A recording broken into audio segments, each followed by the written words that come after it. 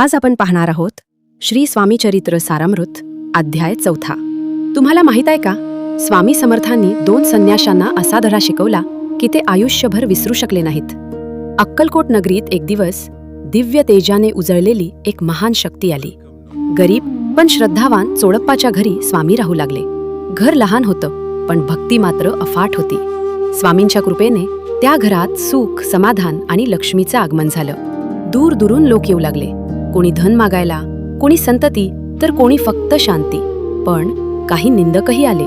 स्वामींना ढोंगी म्हणत त्यांची थट्टा करू लागले. स्वामी शांत होते, पण लीला मात्र अद्भुत होती. त्यांच्या समोर अन्न होतं, पण त्या संन्याशांना एक घासही मिळाला नाही.